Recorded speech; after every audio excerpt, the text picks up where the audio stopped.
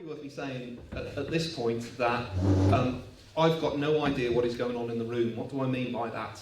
I don't know many of your stories. I don't know what you've had to face. I don't know even things that are very live for you at the moment. Just to give you a bit of a context, I got a phone call early afternoon, and one of the oldest members in our church family, she'd been taken into hospital. It seems that there is an infection that is taking hold, and I was rushed up into hospital by the family because they don't know whether she's going to see out the day.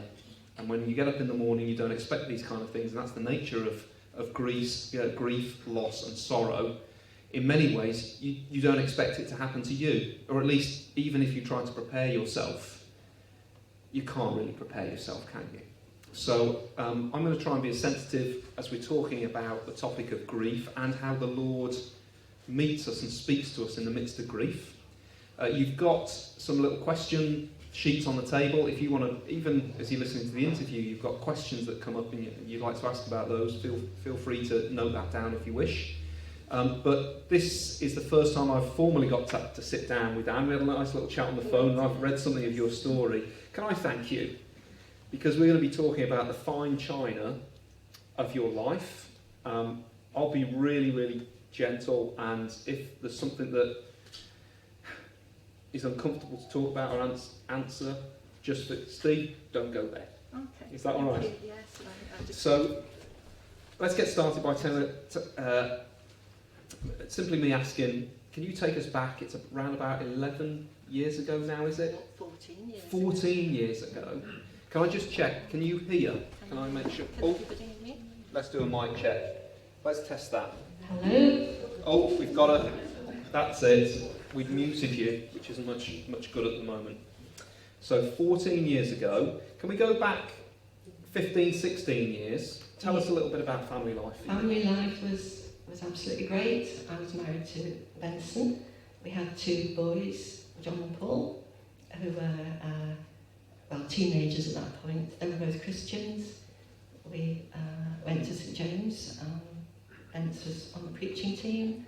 I taught in Sunday school.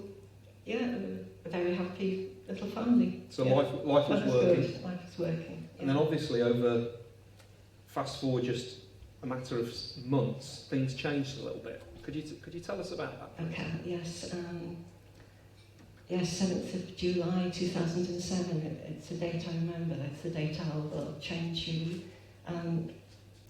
5 years previously, Benson had a malignant mole removed from his back and had been going through regular checkups and was doing fine. And then he started to get some strange symptoms, some weakness in his hands. Anyway, to cut a long story short, he was sent into hospital, had a scan, and we were told the cancer had come back. He had tumours in his brain, and there was nothing that could be done, palliative care only. Can you take us back to that moment? And obviously he'd been having some sort of examinations, tests.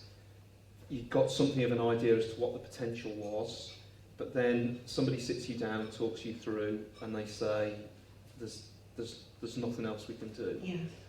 What was that experience like for you? It was quite hard because of the geography of the room. Benson was sitting there next to the consultant, and I was over here. What I did was I got down on the floor and knelt and put my arms around Benson. He looked so alone and vulnerable. And I just wanted to get out of that room because it was just all bad news. And of course, I'm guessing over the next couple of days you talked. How do you talk in the midst of news like that? Well, we did a lot of praying. We did pray that God would heal, despite we were told there was no chance, but we did pray for healing. And that, we were reconciled then, and I'm reconciled now that, Bence has been healed now, and that healing wasn't to be. And we both knew that our lives are in God's hands, our times are in God's hands. And we knew that should he die, he would be going to be with God, and that was the one thing that wouldn't change. He was in a relationship with God now, and that relationship would continue and be enhanced. So we had a lot of comfort from that. But at the same time, it was devastating because we hadn't anticipated this. He was 51 at this time, as I was. So telling the boys was the worst. Telling his parents, telling my mum, telling his brothers. I suppose you saw many different reactions in people when you gave them the news. Does anything stick in your mind about that? Was it? I can imagine shock was there. But for anybody close to somebody they love, it's a very difficult thing to come to terms with. How were people responding? I think they were just very, very upset.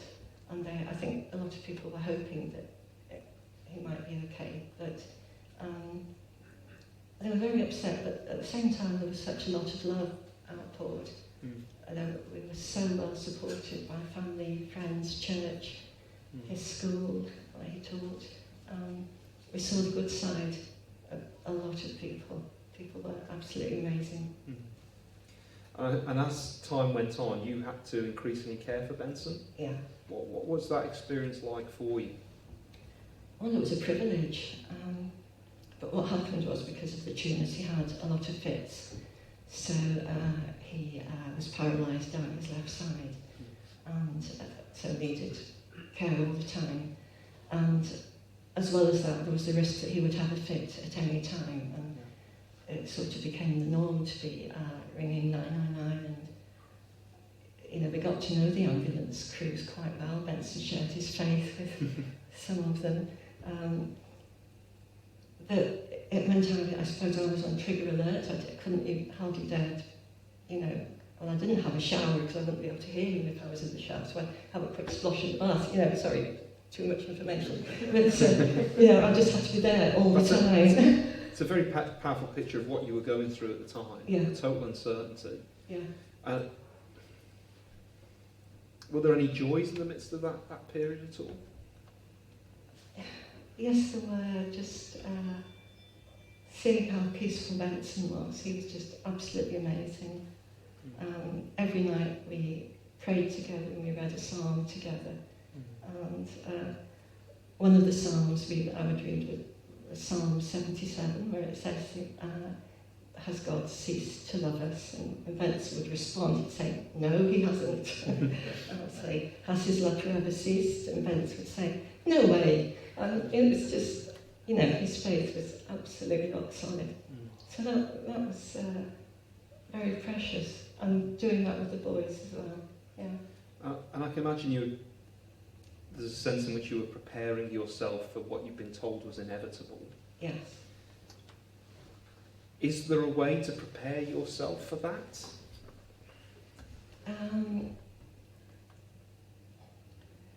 I suppose in a way you start to grieve before the person has died, but it's still a shock. Death is just a terrible thing, isn't it? We all know that. And I think, it says in the Bible, doesn't it, God's put eternity in our hearts, and so it just seems wrong. It seems wrong when somebody dies.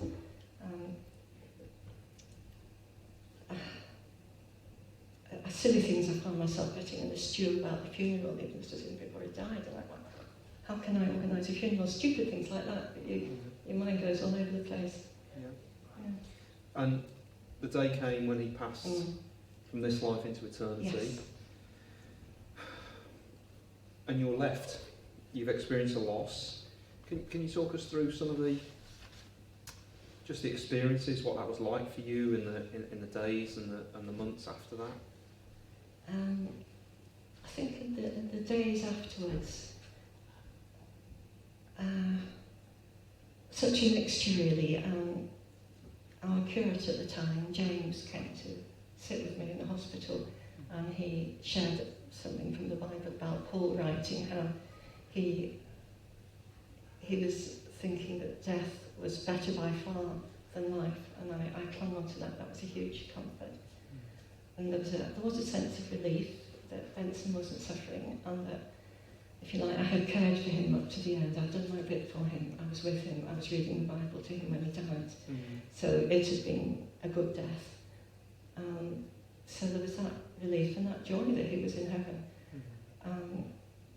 And I remember, I think the day after, there's a verse in one of the books of the Bible, 1 Thessalonians, where Paul writes about people who believe grieve as those, we don't grieve as those who have no hope, i.e. we grieve with hope.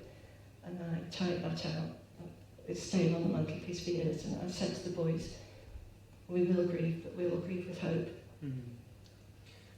And life changed very much for you in that moment. You spent previous months dominated by the care of Benson, helping your boys as they were coming to terms with that. And now, what then? What was life filled with then?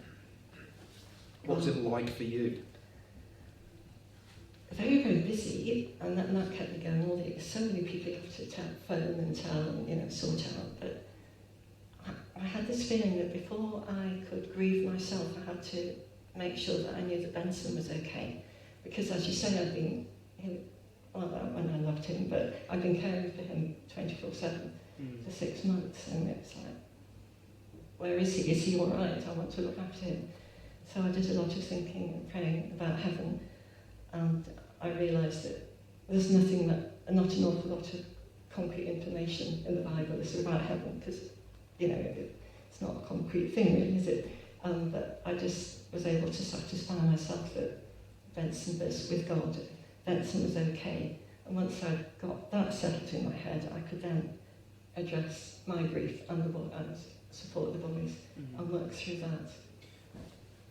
How did it change you as a person in terms of how did you feel? What were the waves of emotion that you experienced? How did it impact the way that you did life going forward?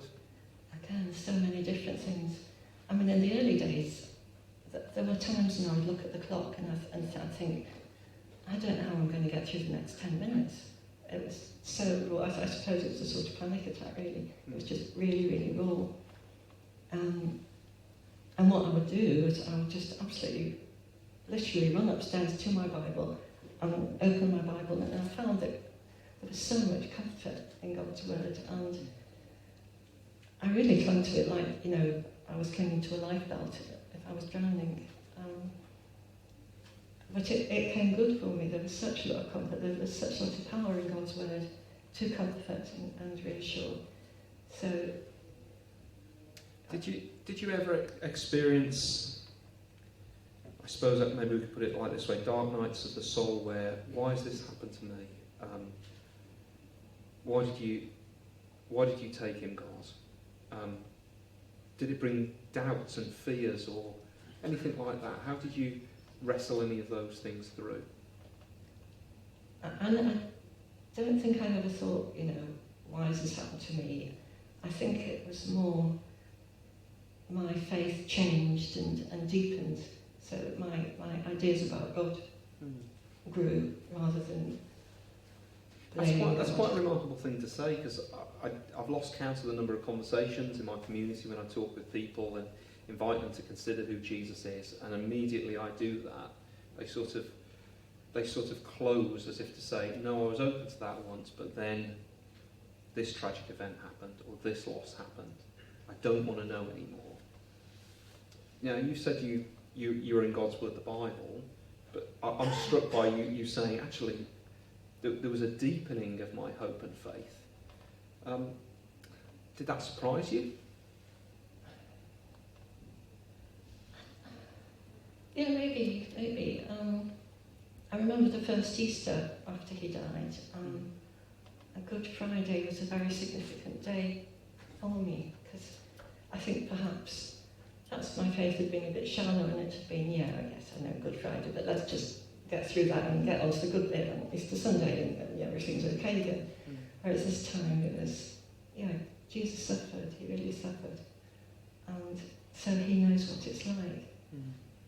So that's how I guess my faith deepened. I just knew that life could be worse than I ever thought it could be, but at the same time, God was big enough for it, and God knew what it was like, and God was in the business of healing and helping me. Were there ever any times when you found that difficult to grab a hold on, and perhaps you were like, nothing good could ever come in life again? Did you have any dark moments like that? Yes, I did. I never expected to be happy again. I remember, talking about that with another widowed friend and saying, the most I'm aiming for is peace. I'd like to be at peace, but I don't expect to be happy. We're quite a long way removed from that now. Just a bit, yes. Have you found any joy? So much. I think what I've learned is it's not that your grief goes away. I mean, why would it? You love this person, so that love is always there, isn't it? But God in His goodness brings lots of new people and new things into your life. I've met so many wonderful people who've helped me. I've experienced so much love from people in this room. People have been so kind. I've met Malcolm, and we've been married nearly 6 years now. But I went on holiday to Devon and met Malcolm, and that was a bit of a surprise as well, but that was wonderful. So our life is so full now. We've got, between us, we've got 5 boys and their families, and Malcolm's 5 brothers, boys? 5 boys. I wonder what their middle names are. Wow. Yeah, don't know if I could remember them all. But yes, they all sort of go up in roughly 2-year steps. They're all, so just keeping up with all the family is like a full-time job, because obviously I'm very close to Benson's family still, and then there's Malcolm's family and my family and grandchildren, and life is very full.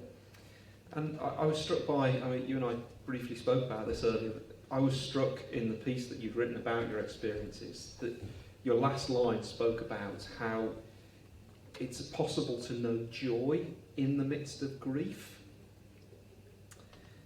And I think I gave you the example of my father who's still in grief because my younger brother died of cancer in the middle of last year. And one of the things that I observed in my dad is that the idea of any joy being in his life filled him with a sense of guilt. Yes. This is so sorrowful to lose a son. Yes. And I'd spoken to him about the possibility, would we be able to grieve, but not as those who have no hope? Yes. And it seemed to bounce off him. And I suppose I'm struck by that sentiment, that sense that is it possible to, in the midst of grief, find a joy that you didn't expect? And I'm going to be really cheeky, maybe this wouldn't be a really fully formed answer, but I suppose if my dad was listening in on this, would you have any suggestions as to where he might look, how he might be able to find joy without denying the grief? Yes. I do know what he means, and there's times when I felt guilty, the boys and I are very, very close, and sometimes I think, Bence hasn't got that. But the way I see it is that if I see my grief like this horrible, spiky thing, rock, say, in my heart, knowing God is like, it puts this comfort, this soft, healing softness around it that eases the grief and stops it spiking at your heart all the time. And there's 2 things really. I mean, as I look back through these 14 years, there's evidence of how God has helped me. But also, there have been other sad things in my life as well. I've had other bereavements. But throughout it, I've had God's presence. And that's ultimately what brings the joy. It's the joy of knowing that God's with you, and no matter what, He loves you, He cares for you, and it can be very tangible and it can make a real difference. I'm going to play my dad for a moment because, I mean, obviously I can't be a prickly character, but he can. He would say, he would listen to that, and he would say something like that, something along these lines. He would say, that's okay for you because you've got religion. I'm sceptical and cynical about whether there is a God. And if He is, that He cares and that He comes near to the brokenhearted. I don't think it's possible to have that level of certainty. How do you think you might speak to him about that? Where have you got your certainty from? Well, I became a Christian when I was at university. That's where I got my certainty. I'd been brought up church-going, and I'd heard the phrase, Jesus died for your sins, but I didn't know what it meant. I went to confirmation class just thinking perhaps I'll find out, but I didn't. Perhaps I wasn't really very bright, but I just didn't discover. And it was going to uni, and it was two things. One was the girl in the room next to me, Angie, who's still a great friend. She was a Christian, and it was the quality of the relationships that she had with her Christian friends. It was different. They were just so kind to each other, and there was no unpleasantness. They were lovely, and I thought, this is different. This is visually different. I would like that. And then at the same time, there was a mission, a week of talks led by a great man called David Watson, and he came and spoke and sort of put the theory onto it, if you like, and explained what it meant that Jesus died for my sins. And altogether, the penny dropped, and I entered a relationship, a real full relationship with Jesus then. So it's always, God loves you this much, He sent Jesus, and if you think it's too airy-fairy, look at the quality of relationships between Christians. They are different. And pray and ask God if He's real, He would show Himself to you. Mm-hmm. And when it comes to doing that, it's quite a risk, isn't it? Because in some sense, when you pray, you are opening yourself up in some way to surrender. It's sometimes more comfortable in its discomfort to try to cope with life on our own.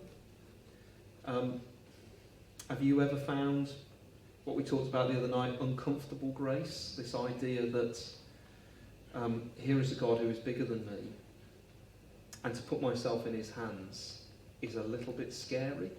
Is that something you can identify with? Yes, it can be scary because it's not sort of a passport to a nice, happy, pain-free life. What's the alternative? There isn't an alternative. The alternative is trying to do life on your own. And I mean, I really discovered I couldn't do that. When Vince was ill, I was really struggling with anxiety. I couldn't eat. I was in quite a state. Mm-hmm. And then when he died, I was absolutely at the end of my rope. I couldn't cope. So